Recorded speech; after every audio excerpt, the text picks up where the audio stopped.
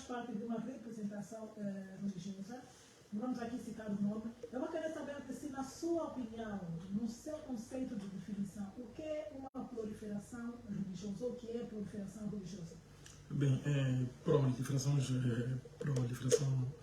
religiosa é um fenômeno que se insere no cumprimento das profecias de Mateus capítulo 24 e 2 Tessalonicenses 2, 9 a 11.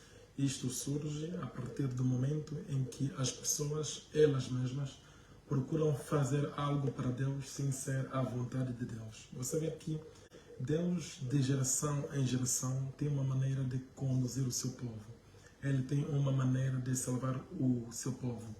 E as Sagradas Escrituras nos dizem, em Hebreus capítulo 13, versículo 8, que o Senhor Jesus Cristo, que é o Deus Todo-Poderoso, o Deus dos Espíritos dos Profetas, segundo o Apocalipse capítulo 22, versículo 6, é o Deus dos Espíritos dos Profetas. Então, as proliferações religiosas, então, conforme eu defini, elas inserem-se neste cumprimento. E este cumprimento de 2 Tessalonicenses 2, 9 a 11 é que, por sua vez, fazem a existência destas mesmas proliferações religiosas. Não trata-se muitas das vezes por questão de haver paz em Angola ou de não haver guerra em um certo país, ou como não, mas é uma profecia.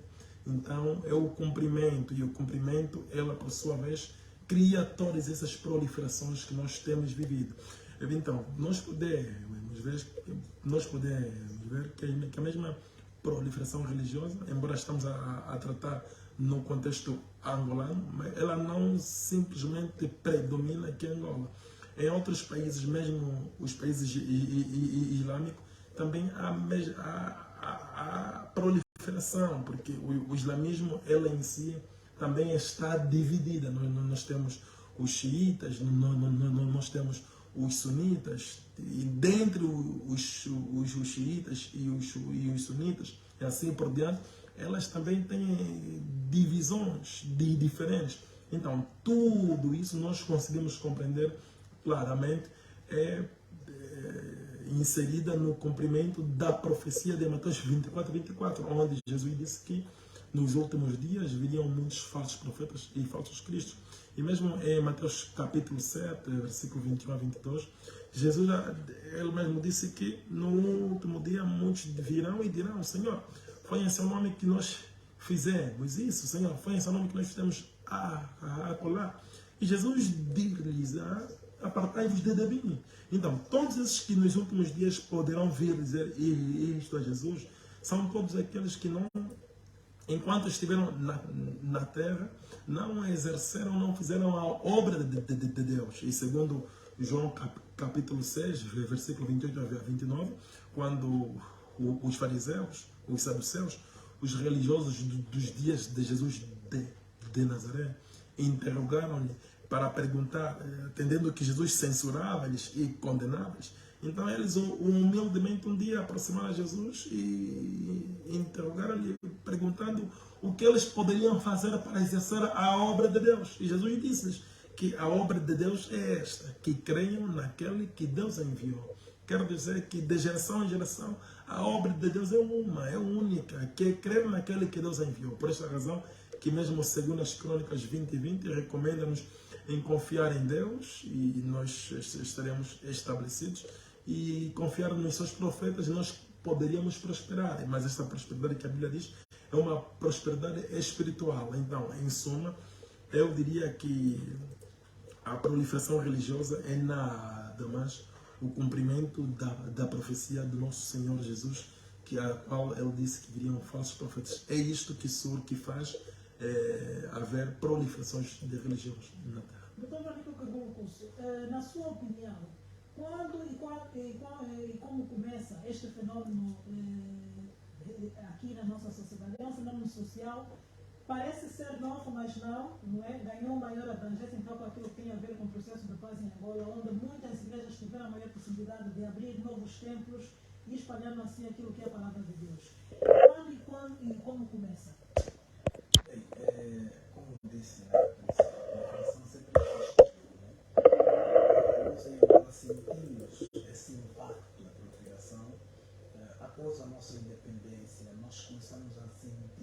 já estava a haver entre nós mais igreja, mas podemos assim dizer que essa era uma introdução. Mas com mais ênfase, nós podemos dizer que de 2010 até 2018 sentimos um maior impacto, porque neste período onde surgiram num bairro, por exemplo, numa rua, no bairro Y, não vou citar o bairro para não ser pejorativo, onde temos 5 igrejas, 7 igrejas, 8 igrejas, e todas elas, e vou falar aqui de forma categórica, a comunidade cristã que mais cresce no mundo, gera mais seita, é a linhagem pentecostal. Porque existem muitas formas de pentecostais que já não se entende qual é a matriz e qual é, ou seja, qual é a pentecostal de essência e aquela que surgiu depois. Ainda assim, entre elas temos os pentecostais e neopentecostais. A que mais cresce são os neopentecostais. Por isso você vai em cada rua e encontra 15, 30, 40. Por quê? Porque normalmente, pela carência das pessoas, segundo mesmo o livro que eu citei, a revista INA, diz que neste período de 2010 há já a introdução, mas o seu grande auge dá-se então de 15 a 18. Significa dizer que neste período houve mais igreja do que devia. Então, o que é que devemos fazer? Para nós distinguir o que é uma seita e o que é uma religião, de acordo com estudos feitos pela teologia sistemática, diz que normalmente as seitas estão relacionadas com revelações. Já as igrejas estão relacionadas com aquilo que é a história da igreja medieval e até contemporânea. Normalmente as seitas, sempre alguém revelou, sempre alguém falou. E a estrutura parece que é continuidade da revelação. Então aqui começa a conclusão, isto é uma seita, isto é uma igreja na sua essência. Então essa distinção entre igreja e seita não tem se a ver com revelações. E tem muitas, hoje por hoje, que uma revelação você cria uma base e cria um fundamento. E essas revelações vão continuando até hoje, sem matriz bíblica. Aquilo fala assim, em religião, que é experiência religiosa. Com base na minha experiência religiosa, eu fundo a minha denominação. E ali se multiplicam todas as outras que nós conhecemos. Muito bem. Apóstolo José da Costa, os fatores estão ligados à denominação religiosa de vocês?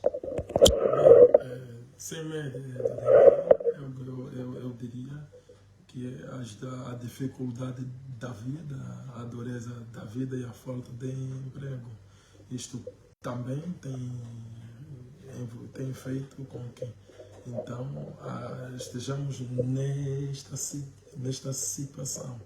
Então, nós vemos claramente que, infelizmente, as pessoas já não buscam verdadeiramente servir Deus. As pessoas não buscam verdadeiramente saber o verdadeiro caminho de Deus, o caminho traçado por Deus para os seus dias. Apesar que atualmente a Bíblia até nós temos visto a oferecer estas certas Bíblias, né? Embora, segundo a minha fé, são falsas versões de Bíblias, temos visto a poderem oferecer às pessoas, mas apesar que as pessoas tenham a Bíblia, isto simplesmente está a induzi-los mais a envolverem-se mesmo na religiosidade, ou então no cristianismo como religião, porque o verdadeiro cristianismo não é uma religião, mas o verdadeiro cristianismo é um modo de vida. E a dureza da vida e a falta de emprego tem feito com que muitos hoje se disfarçaram-se como servos de Deus. Você vê que as pessoas estão a se tornar servos de Deus por causa de um diploma. Fica 4 anos, 5 anos a aprender técnicas de manipulações psicológicas através de uma escola pastoral ou em um instituto teológico, e ele sai de lá formado. Outra hora, alguém sentando em uma carteira para ser de lá engenheiro, doutor, médico, assim por diante. Mas agora estamos também até pessoas sentando na carteira depois de 4 anos, 5 anos, estão a se tornar pastores. Quer dizer, eles são pastores por causa de um diploma, são apóstolos ou profetas por causa de um diploma. Não porque Deus, Ele mesmo, através do profeta mensageiro, os estabeleceu. Não, mas é porque eles são pastores por causa de um diploma. E é isto que surge, então, a realidade que nós hoje vivemos. Você vê que, por exemplo, agora já há ensino médio teológico. Então, aí muitas das vezes só já um ano de formação. Então, Temos... a igreja, apóstolo José, a igreja não é um parceiro social do Estado um dos maiores parceiros sociais do Estado também tem a obrigação de contribuir naquilo que é o fator educação? Mas não é isso que a Bíblia diz. A Bíblia não diz que a igreja é isso que acabaste de definir. Isto são os políticos e os homens quem definiu desta maneira, de modo com que as mesmas igrejas sejam um colaborador de forma direta ou indireta dos partidos políticos, de modo com que quando haver eleições, então os mesmos políticos bebedores de uísque lhes dão a oportunidade de subir ao púlpito para ele poder dizer o que ele tem que dizer. E em troca, por sua vez, o pastor recebe um troco, recebe um terreno no Zango, em um bom lugar bem localizado para construir lá a sua seita de modo a multiplicar mais. E isto então o que origina? Aquele que não tem emprego, viu que aquele que o seu vizinho que só tinha a nona classe ficou um ano aí naquela escola pastoral e por sua vez agora está assim, se envolveu ali na política, agora já é grande, ele também vai fazer a mesma coisa. Então acaba também de ser às vezes um copy-paste. Tá vendo? Há muitos fatores para esta razão. É isso que estamos a acabar de viver. Obrigado pela contribuição. Vamos fazer uma curta pausa, vamos chamar música e quando nós voltarmos para continuar aqui a ler as mensagens que já estão aqui a ser partilhadas desde a primeira hora do nosso programa e também continuar a nossa boa conversa com os nossos convidados. Volta conosco.